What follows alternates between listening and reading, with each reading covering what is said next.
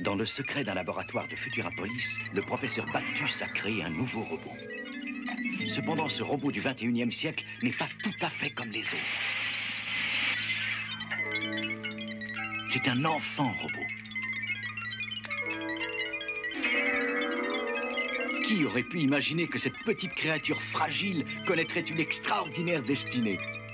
Et pourtant, que d'aventures pour celui qui allait devenir Astro, le petit robot.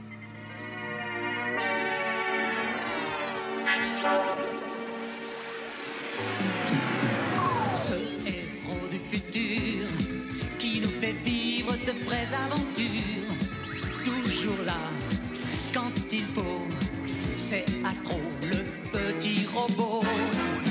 Ce nouveau chevalier qui nous apprend à nous entraider, toujours là quand il faut, c'est Astro, le petit robot. Celui dont on est fier d'être l'ami du bout de la terre, le formidable, l'incroyable, c'est Astro, le petit robot.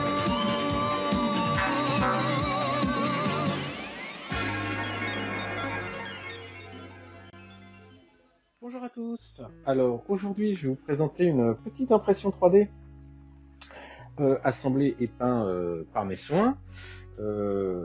Donc cette impression, c'est un retour en enfance, un souvenir de gamin, puisqu'il s'agit d'Astro Boy, alors plus connu en France, en tout cas à l'époque. Moi j'ai découvert ce petit personnage sous le nom de Astro le petit robot.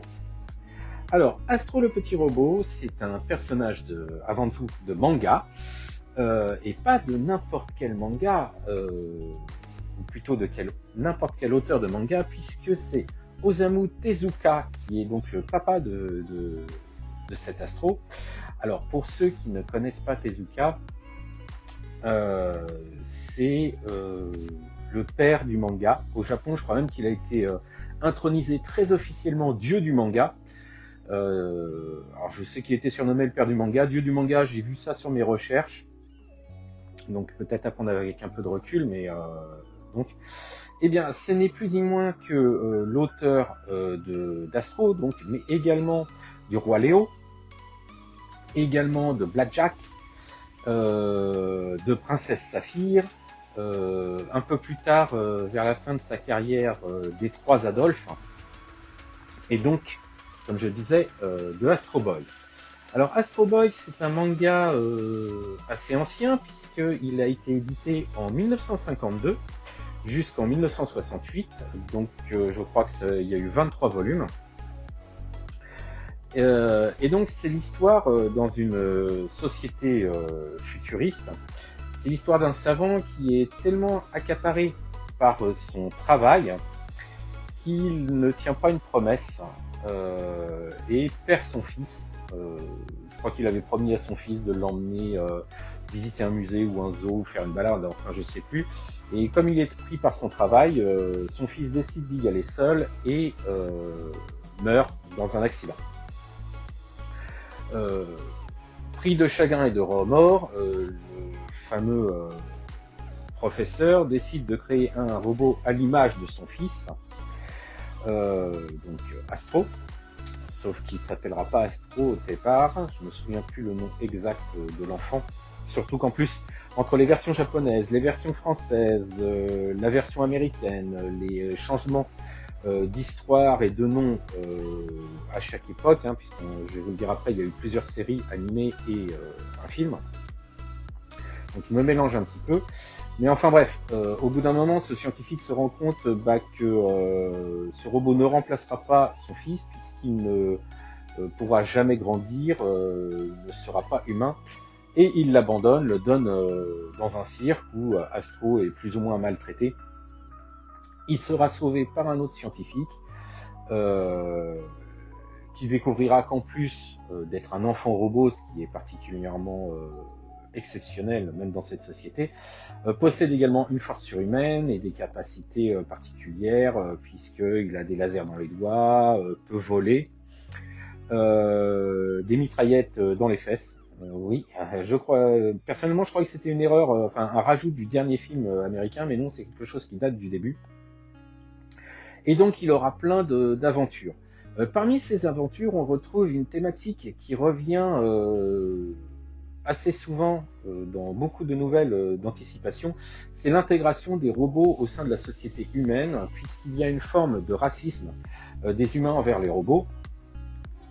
Qui volent le travail des humains, alors que d'un autre côté, ils sont particulièrement exploités pour faciliter la vie des humains. Donc c'est une thématique qui revient assez rapidement dans ces bandes dessinées, ainsi que dans les séries, les différentes séries animées. Et on peut y voir une métaphore donc de l'intolérance et du racisme sur d'autres thèmes, mais c'est quelque chose aussi qui est que l'on revoit dans d'autres films. Après, qui part dans diverses directions, mais par exemple dans iRobots, ou alors même dans Matrix, enfin dans Animatrix, plus exactement, la série animée qui raconte, enfin je pense plus particulièrement aux épisodes qui racontent comment les machines viennent au pouvoir et finissent par asservir l'humanité. Donc Astro traite quand même de sujets graves et adultes derrière un dessin parfois enfantin, mais ça c'était un petit peu la spécialité de Tezuka, puisque on retrouve également cette façon de faire dans Blackjack. Pour revenir à Astro, comme je vous disais, il y a eu plusieurs séries animées. Il y en a eu une première qui a été éditée entre 1963 et 1969, qui est donc une série en noir et blanc. Ensuite, il y a eu une adaptation de 1980 à 1981 que nous on a eu en France à partir de 1986. Donc c'est la série dont je vous parlais tout à l'heure, qui était diffusée le samedi après-midi. D'ailleurs, c'est le générique de cette série qui fait l'introduction de cette vidéo. Et il y a eu également une nouvelle série en 2003. Il me semble que c'est tout. Derrière, il y a eu un film américain, Astro Boy, qui date de 2009. Je l'ai vu. Enfin, moi, j'ai pas vraiment accroché le film. J'ai pas retrouvé le dessin qu'avait fait mon enfance, mais je crois qu'il y a cette notion de nostalgie qui n'était pas présente dans le film et que j'ai quand même par rapport à la série animée, et donc à cette figurine qui repart sur le design de la série animée. Le fichier STL, je l'ai trouvé sur internet, ce n'est pas moi qui ai conçu qui ai dessiné cette petite figurine. Je vous mets le lien dans la description de l'endroit où j'ai trouvé cette figurine. Concernant l'impression, pas de difficulté, la mise en place des supports était assez intuitive. Là, pour pouvoir l'imprimer, elle est réduite, je crois, à 30% de sa taille, donc ça veut dire que elle devrait être beaucoup plus grande, 70% plus grande. Et je voulais pas quelque chose de trop grand pour que ça rentre dans ma vitrine. Par contre, le défaut du coup, c'est que l'oiseau là, qui est une pièce, alors évidemment, voilà, là par là ça va être plus simple, l'oiseau qui est ici, qui est une pièce à part entière, du coup s'en est retrouvé très fragilisé, et j'ai rencontré des galères pas possibles avec cette pièce. Sinon le kit, cette figurine est composée de très peu d'éléments, puisqu'il y a le corps, le support, la tête, les jambes et donc l'oiseau avec le petit socle. Voilà. Et rien d'autre. Donc peu de pièces. L'ajustement, c'est pas trop mal fait. Les plus grosses déformations que j'ai eues à l'impression sont sur le socle. Il n'est pas bien droit, il est un petit peu déformé. Côté couleur, j'ai respecté les couleurs. Alors, je vais pas dire du manga, puisque le manga était en noir et blanc, mais du dessin animé. Donc, des bottes rouges, le reste du corps couleur chair, et du noir brillant pour la tête et le bassin. Et la ceinture, c'est une couche d'aluminium mat mélangée avec du verre transparent. Pour ce qui est de l'oiseau, j'étais parti sur plusieurs teintes, parce que malheureusement j'ai eu l'occasion de le refaire plusieurs fois, puisque comme je vous l'ai dit, il est très fragile, et j'avais tendance à casser les pattes rien que d'appliquer le pinceau pour le peindre, le moindre mouvement ça cassait. Donc j'avais tenté plusieurs teintes, je le voyais plutôt jaune-orangé au départ, et puis ensuite j'ai décidé de lui donner cette teinte un peu bleue, directement inspirée des mésanges bleus. Hein, les mésanges bleus, alors c'est parce que j'ai la chance d'avoir depuis plusieurs années un couple de mésanges bleus qui vient nicher dans mon jardin chaque printemps. Et je trouve ces oiseaux plutôt jolis, donc j'ai tenté de reproduire ça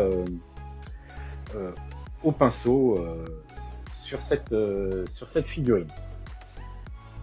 Donc pas de difficulté particulière, les yeux ont été relativement simples à faire parce que très grands, et le moulage était parfaitement visible même après les couches d'après. Que dire d'autre? Je crois que j'ai plutôt fait le tour, hein. Je suis plutôt content du rendu.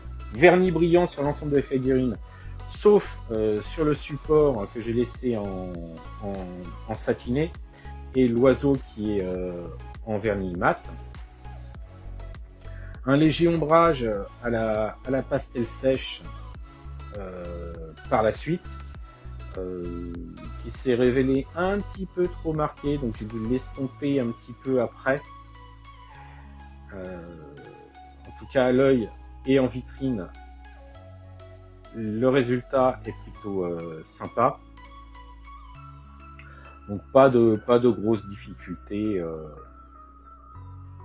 pour ce résultat qui est quand même c'est cool.